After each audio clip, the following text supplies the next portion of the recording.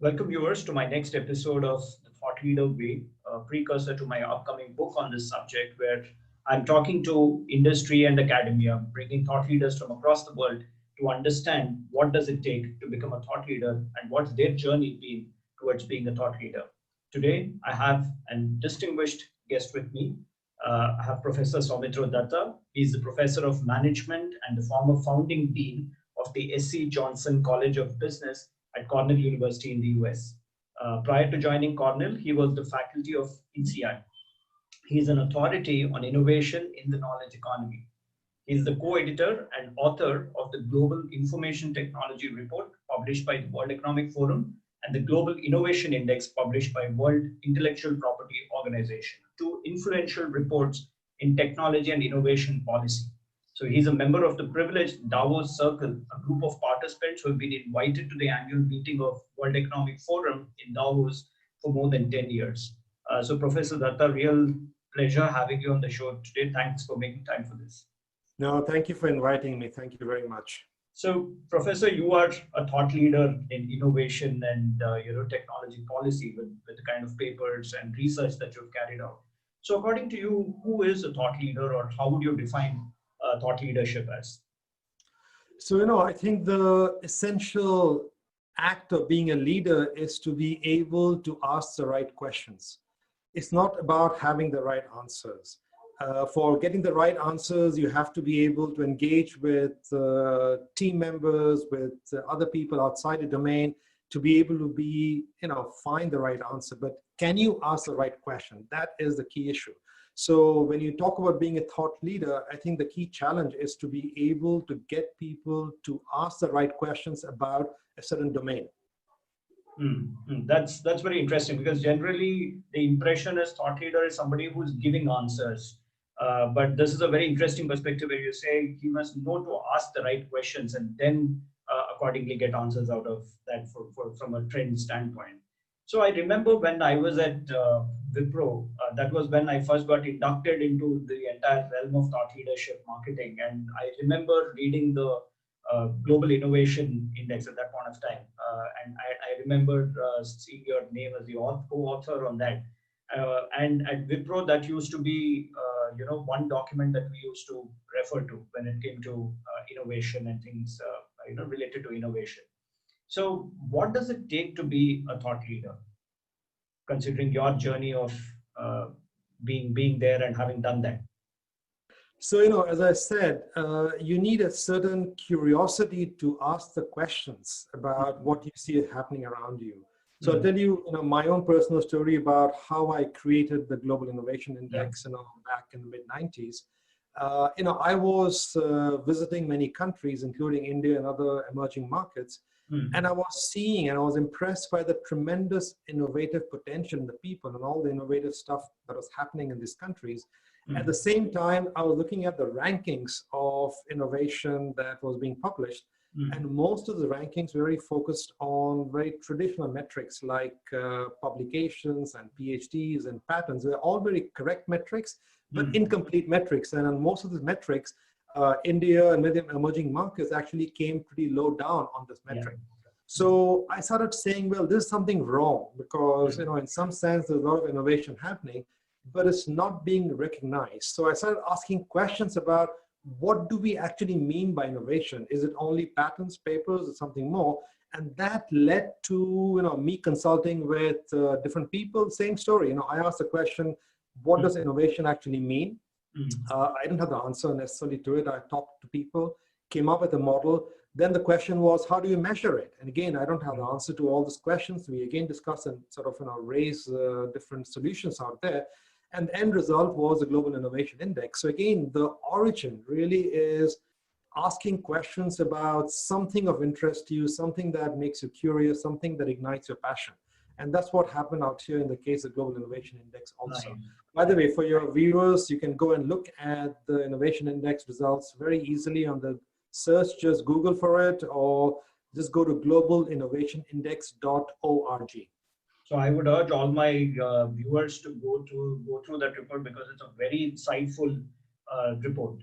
One should definitely go through that. The other question which generally comes with respect to thought leadership is because there is so much of research and all that involved with respect to thought leadership. A lot of leaders think it's very academic in nature. So do you think thought leadership is very academic, or there is actually business relevance also to that? So, I think it's a combination of both. So, clearly there's some research and thought leadership that happens, which is very theory based, and where some of the impact might not happen tomorrow, might happen in 5, 10, 15 years time. So there are elements of research in physics and in science, basic sciences, that have a longer time horizon. If you take from a more business point of view, clearly the time horizon is shorter. So people tend to think about innovations that lead to some commercial result in a relatively well-defined time frame of 3 to 5 years, or sometimes even less. So I think the time horizon is flexible. The degree of theory versus business, again, is flexible, but I think more and more people are realizing that given the time cycles are shrinking, worldwide and everything, time cycles are shrinking, people are realizing that we have to be able to see results sooner. Because also what is happening is the sooner you see results, the quicker you can adapt. So quicker you can actually make changes and iteratively actually keep moving the knowledge frontier up further. True, true. So in the current pandemic situation, right? So it's kind of disrupted businesses globally in unprecedented ways. So how important do you think is thought leadership now than ever before? And if companies were to build a culture of thought leadership, how do they go about doing it? So, the current pandemic, has been, of course, a tremendous challenge, both from a social health point of view and also from an economic point of view. And, as I say, every cloud has a silver lining. So there's always some positive thing in every bad, event. So I think the positive thing in the pandemic is that it has forced us to rethink, to reimagine life both at home and at work. And this reimagination is something that is happening as we speak. I don't think we have seen the answers. I don't think we have seen the end result. But in many ways, think about this. I think unique, in history in recent past, that the whole world has gone through a similar phenomena. Yeah, literally the whole world, yes, more or less the whole world. Earlier you used to have an event happening on Wall Street and it affected Wall Street and some segment. It didn't affect the whole country or many countries simultaneously. So collectively, we've gone through a reimagining, re-questioning kind of a phase. So I think there's a time when people are questioning once again, do I actually have to go to office 9 to 5? Does it make sense?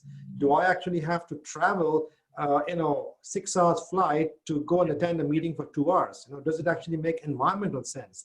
Does it make sense for my own personal health? So I think what we are seeing right now is a lot of questioning happening. So being a thought leader really also implies that curiosity to question. So start questioning. I think we all should start questioning as a result of the pandemic, what we have been doing and what we have taken for granted in our personal lives and our professional lives. Professionally, I think, a lot of things are changing in remote work, remote learning. Even personally, many people tell me that, they have actually never spent as much time with their family and children in the last 6 months as compared to the last 16 years. And this is something which is sad in some sense, but I think the realization has come about how you divide your time between work, life, and other kinds of interests.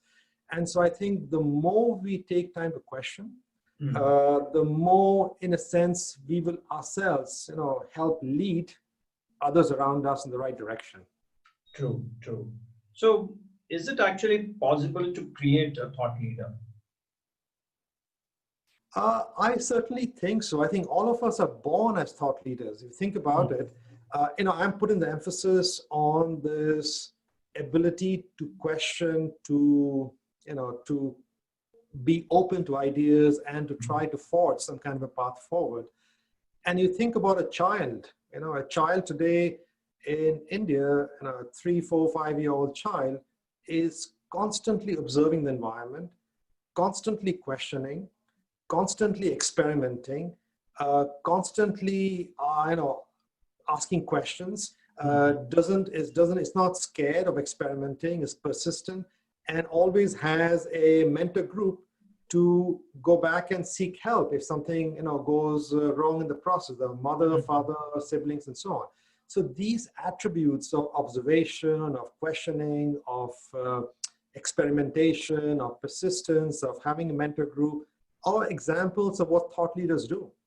Thought leaders are not born geniuses. They're just people who haven't forgotten their childhood behaviors. So I think really what we have to do is go back and become more like how we were, at least in some aspects, when we were children. That's very nicely put. So I think it's keeping that curiosity alive and questioning things and trying to get a perspective out of that, which is what will define who a thought leader is going to be and how they're going to build thought leadership going forward. So there is a thought leader in each one of us. That's a nice statement. Yeah, true. Because in fact, there could be two sides to it, right? So one, I've also seen that on, I was reading some trivia somewhere, but it said on LinkedIn, there are over 1 million profiles right now which have a word thought leader put in that. So do you think in a way it's also a more abused word? Well, yes, it's a word that, like many popular themes can be used, abused. But I think the important thing out here is to realize that we all can lead in different ways. Yeah. The leadership doesn't have to be always in a business way. You can lead with your local community. You can lead with the local, school, your local, different activities.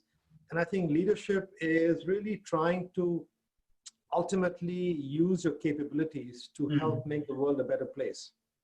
True. That's nicely put, Professor. Thanks a lot. So there were some wonderful insights. There is a thought leader in all of us. We need to keep curiosity alive. We need to question and leverage networks which are there, which can help us to groom ourselves to become better thought leaders and thought leaders across different areas and not just from a business context. So thank you once again for your time, Professor. Thank you very much for inviting me.